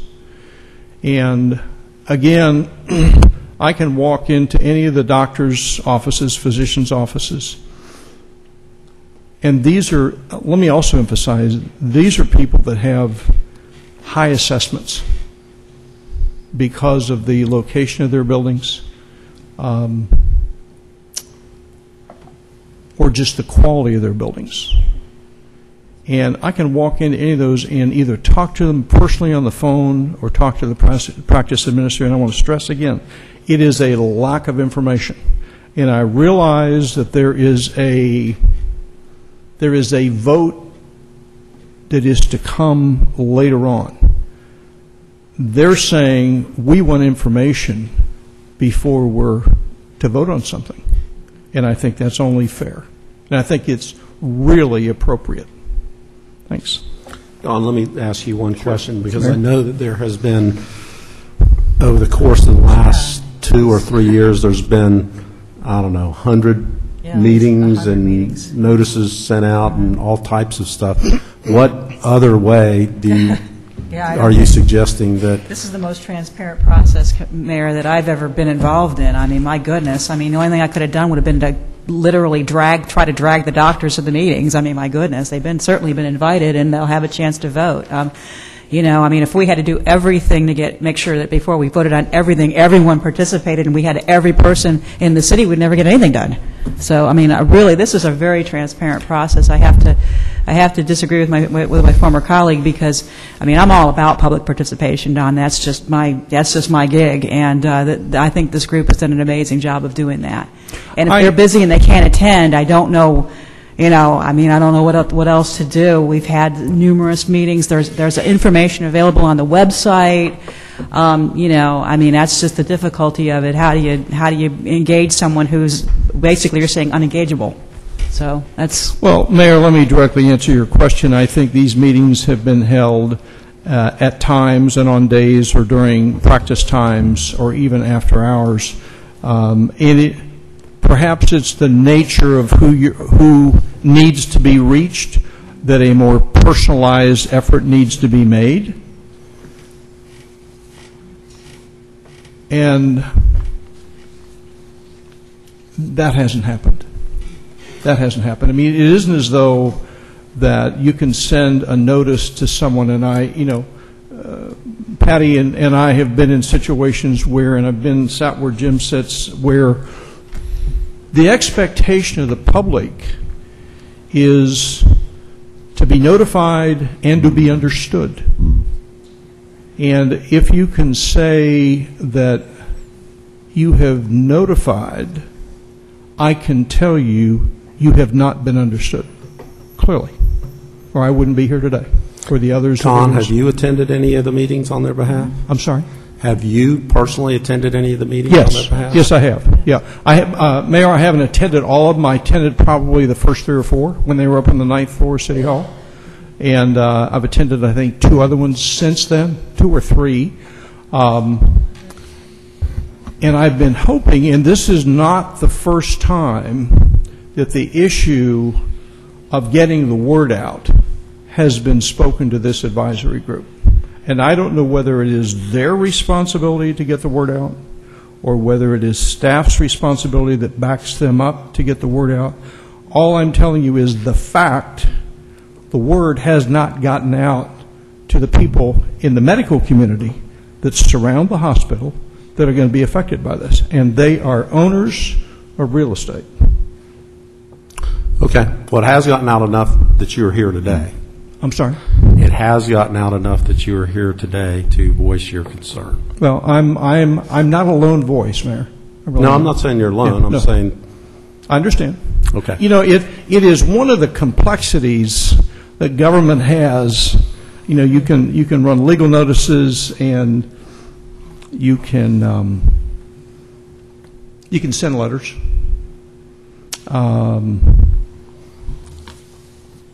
I think with this particular type of constituent, where they are busy all the morning, I mean all day long and on weekends, and you know this group they've done a job of having to gather and marshal a lot of information. My statement is, and again I reiterate it, what has been discussed in the Veterans Conference rooms upstairs over the number of meetings, they started on the 9th floor, it has not been heard, and then it hasn't been understood. Well, it's going to be in the best interest of the proponents to make sure that your clients are educated, because your clients are going to have a vote, and if their vote is no, it's going to be that much harder to pass. That's exactly right. Mm-hmm. That's exactly right. Okay. Thanks. Thank you. Doug Dowdney.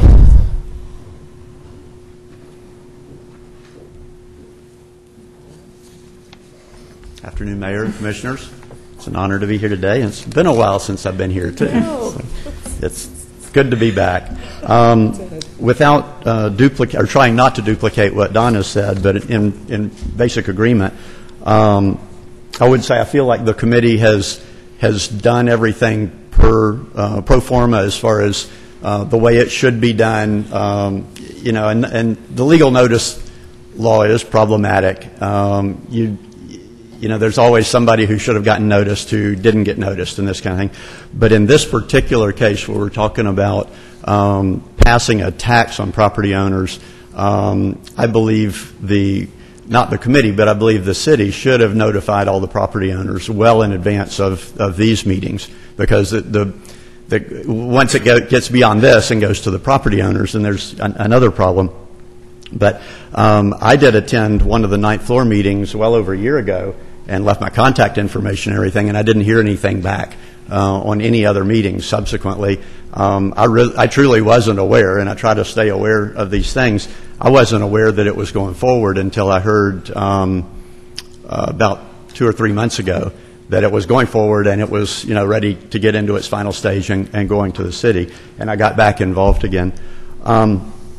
A couple of the problems, the real big problem that a lot of property owners, or let me say taxpayers, because you've got taxpayers who aren't property owners in this situation, which Don alluded to, but the hospital has a super vote in this thing. and the hospital has 22%, I believe, of the value of the properties that are voting, and to complicate that, the majority that's required is a majority of the vote that is cast. My understanding is these are notoriously low turnout votes. And therefore, if we get a 50% turnout, and I'm pulling that number out of the air because I've no clue, nobody does what will come out, but if we have a 50% turnout, the hospital starts out, if the hospital's for it, the hospital starts out with 44 of the 50 plus 1 votes that it needs. Or if it's opposed, the same thing. The hospital's vote is insurmountable for all the other property owners. And if we could have the map put up on the screen as well, please. Thanks. Again, if we could go to a different voting criteria that might be one parcel, one vote, the hospital would have an advantage in that situation because it's got a lot of parcels. But it wouldn't be the overwhelming 22% advantage of the 440 parcels, I think it is, that are included.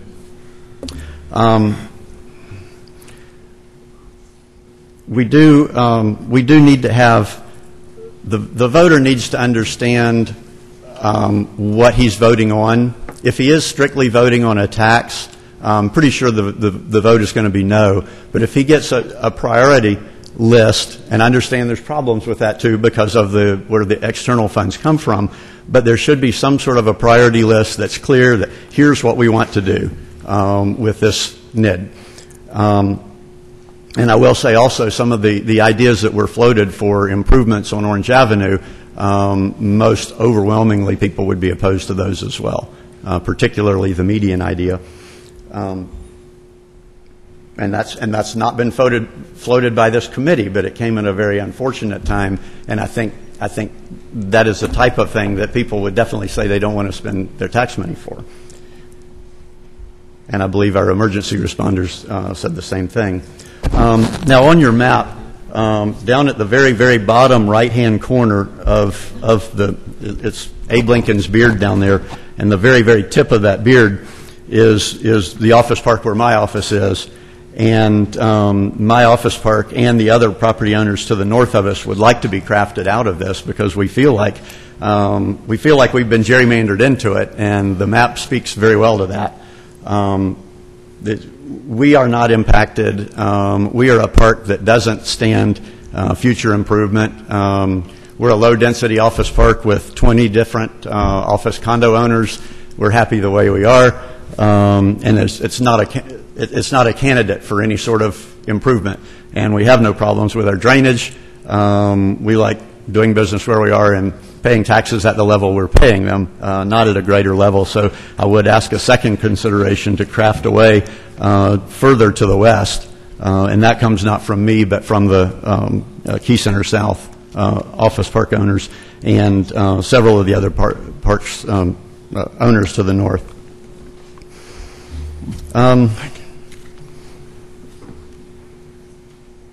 Again, we've got a lot of people, say in Sodo, there's one major property owner in there, but there would be an awful lot of people who pay taxes.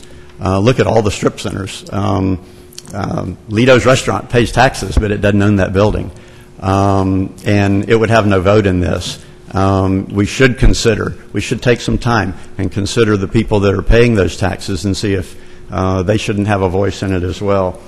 Any number of the medical office buildings that have multiple tenants in there, that tax is passed through to those people, and they have no vote in that. And they could have an absentee owner who's going to say, I don't care about it, I pass it through anyway, or may just say, I'm for it, I don't care, I pass it through without... Doug, that's your time. Thank you very much. But I do request respectfully, it takes some more time, and that we do a super education project for the people who live and work in this area. Thank you. Okay, I have 4 for information, which I would also view probably to be proponents. Let's start with Mayor Crotty. Yep, Mayor Crotty, and then Shannon, and then Greg Lee, and then Richard Gonzalez. If you guys want to figure out how you want to come up. Good afternoon, Mayor, Commissioners.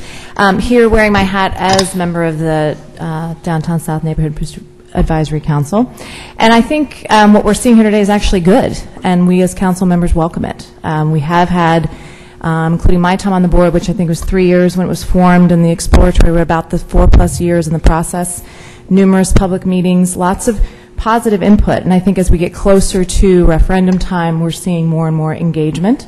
And that is something that we welcome. I know that Mayor Crotty and some of our other consultants working with us are continuing to meet one-on-one with stakeholders. I know my employer is one and others, and they're taking that extra time to not only do the public process, but also the one-on-one interviews. So there's some things that we'll continue to work on, but I wanted to mainly thank you for your support in this process and know that we are committed to doing this the right way.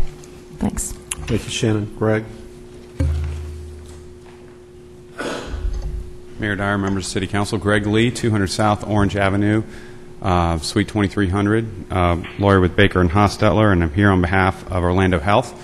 I have been involved with this process and this particular project for several years, I think dating back to 2009, 2010, when we initially started the discussion about the creation of a special taxing district inside the city. And as you all recall, we engaged with a exploratory committee process, recommendations. We came back for an adoption of an enabling ordinance to enable the city to create these districts. Then we came back with an ordinance to create this specific district. And throughout that process, we've had a myriad of public meetings. I do recognize that any time you get close to a referendum, there is going to be I guess, a heightened level of interest and awareness. And, we are certainly going to take every opportunity we can to communicate and work with the Neighborhood Improvement District staff to communicate with members of the district and concerned or any concerns that may be coming forward. The last 2 meetings have had a greater level of participation than probably the previous 98, and so we are very much trying to see what we can do to communicate. I did want to address a couple of the things that were brought forward, though, here today, if I could, just for clarification. Regarding communication, there's also been, as you know, the Neighborhood Improvement District has engaged a couple of consulting groups to help out with the administration of getting the referendum done. And I think there's something like maybe 350 freeholders in the district. We've reached out to 325 of them directly, or our consultants have, and 38, agreed to meet or wanted further information. So there's not just advertisements and other things. There's actual independent outreach, and we'll continue that. And anybody that Mr. Ammerman or Mr. Dowdney wants to provide to us, we'll be happy to sit down with them and reach out and educate them. And if they want to support it, great. If they don't, obviously that's their right. The other piece here is there was a statement that we have a super vote on behalf of the hospital. The hospital is the entity that agreed up front to fund at risk the administration of creating the district and getting all this together so that the benefits of the district would flow into the South Downtown area. We would only be able to vote on what we would agree to pay taxes on. So just there would be no greater benefit given to the hospital there. As far as the one parcel, one vote, the advisory committee, in part because of the sensitivity of not wanting to have any appearance of the hospital overreaching in the district, recommended not to proceed with a special assessment election. I guess the last thing was the priority list. Ironically enough, I understand and can appreciate it's sort of a chicken and egg thing, and Mr. Dowdney brought up, what would you be spending the proceeds on? Well, when we did our neighborhood improvement plan last year, and we sought community feedback at, I think it was 4 or 5 community meetings, and had SurveyMonkey results from that were circulated, in part through the district, in part through the Main Street group, in part through websites and other things. We did get a list, and the list, when the various constituents in the district saw the list, they said, you know what, every year we've got an advisory council that's comprised of representatives from every single constituent group here. We've got a Main Street representative, we have one hospital representative, we have an industrial owner, and we have members of 2 other companies that are large property owners in the district. That diversified board should adopt an annual CIP, just like the Downtown Development Board does and other things. That would make more sense on an annual basis going to the board to recommend. And so that was actually, as a result of public feedback, was why we pulled the specific list and put that process into the neighborhood improvement plan. So I know that's probably a lot more detail than I originally intended to say, but I do appreciate your consideration of this. This is a step in the process. As I said, it's about 60 days until a referendum would happen. On behalf of the hospital, we'd be willing to do whatever we can to communicate, and we think this would be a great thing for the city and a great way to capture some resources for this district and improve it. Thank you, Greg. Thank you. Mayor Crotty, did you want to follow up?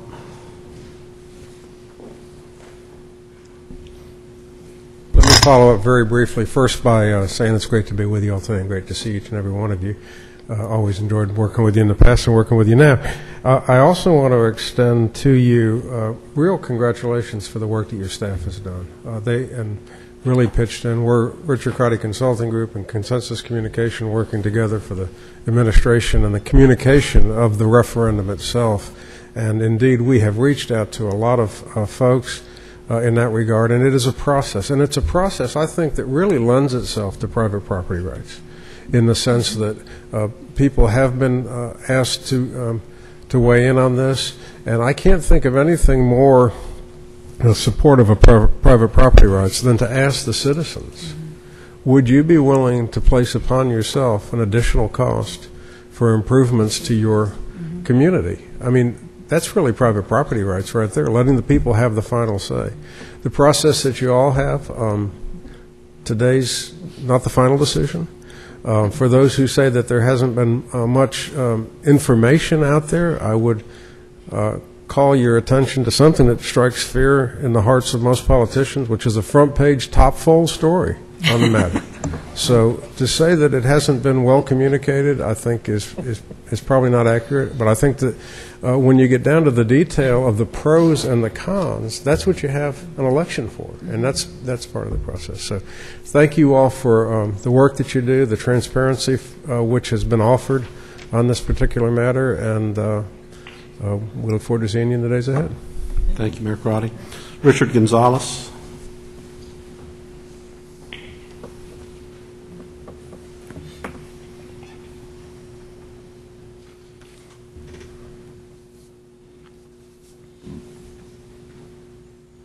Thank you, Mayor. I wasn't planning to speak. I would ask permission to meet with some of your staff and look at the plans more in detail, especially Jason back here. We've worked very successfully with him recently on the Orange Avenue DOT project and jointly came up with something that was acceptable to the city and to our ownership group of our partnerships.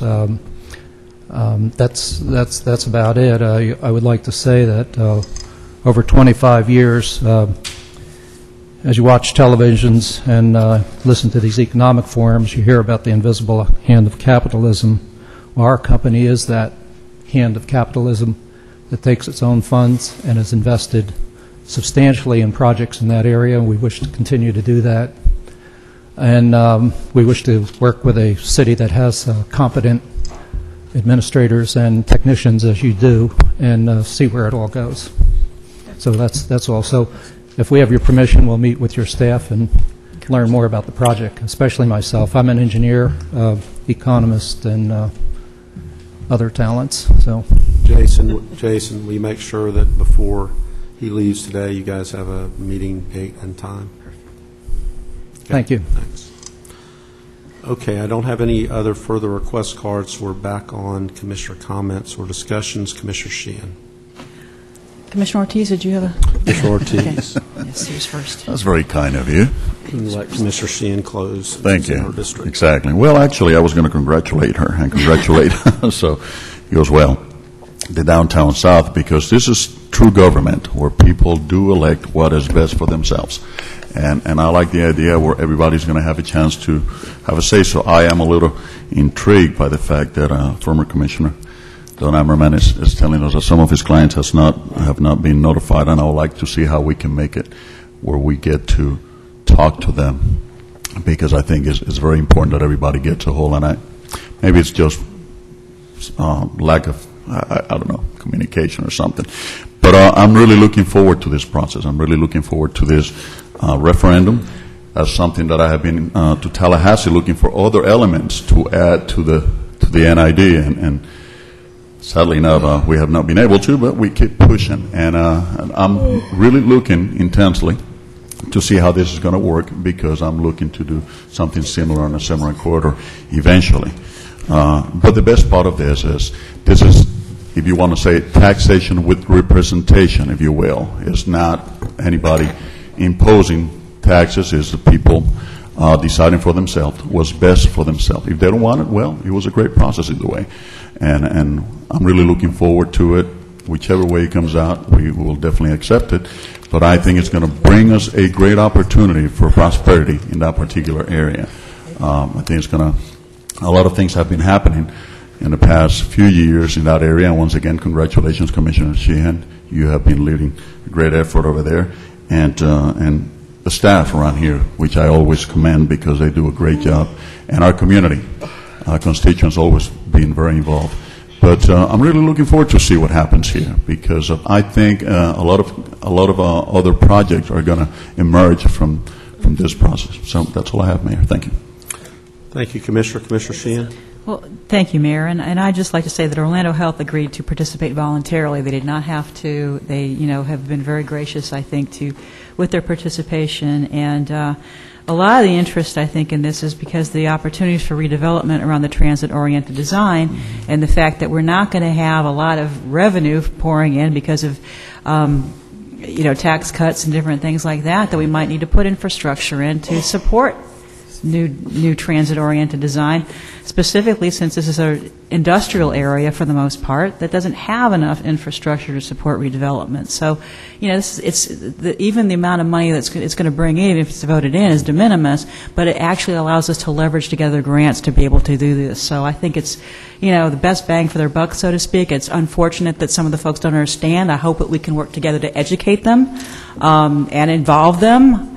The difficulty again is nothing passes unanimously. You always have to go with a percentage and a majority rules and things like that. But if we can find out a way to engage them, I would welcome that, Commissioner, because the bottom line is I'm all about transparency, public involvement, and I think we've had a lot of meetings. And however you feel best is the way to engage them, we'll make that happen, because I'm all about transparency and public involvement.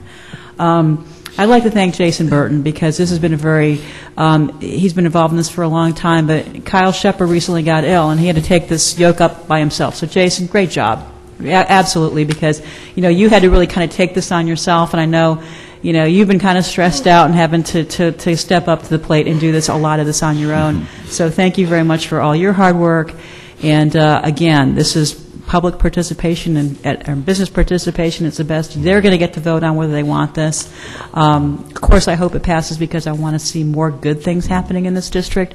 We have had a lot of really good redevelopment happening in the area, and a lot of good things happening with the downtown South Main Street, and I hope we can continue this level of participation and prosperity that's happened along this area. Redevelopment with SoDo, I think good things are happening in this area, and I'd like to champion more of it. Thank you, Mayor. Thank you, Commissioner. Further comment? Hearing none, all in favor of the motion indicate so by saying aye. Aye. Those opposed, motion carries. Ordinance's first read, number 1, Madam Clerk. An ordinance of the City of Orlando, Florida, vacating, closing, and abandoning Guava Street, generally located between McRae Avenue and Sanitarium Avenue, providing for severability, correction of scrivener's errors, and an effective date. Mayor, if you'll allow me, I'd like to take the opportunity to make this motion to this most honorable group under the ordinance number 2014-8, abandoning and remaining the portion of Guava Street, and make that motion by almost in the most honorable way that I can in front of this body. So if you'll allow me to do that, I'd like to make that motion, please, sir. I'll second that and congratulate my colleague for waking up. Motion and a second by Commissioner Sheehan. Is there anyone from the public that would like to comment on this? No. No one there. Motion. Okay. All in favor of the motion indicate so by saying aye. Aye. So, those opposed, so the motion passes. What do you guys think about renaming Sanitarium Avenue? Sanitarium. Where's Sanatorium Avenue. that? Oh, sanatorium. If it were What does that sanitarian, mean? we would understand. It is, isn't it, where the sanitarium? Sanitarium is a good word. Who cares?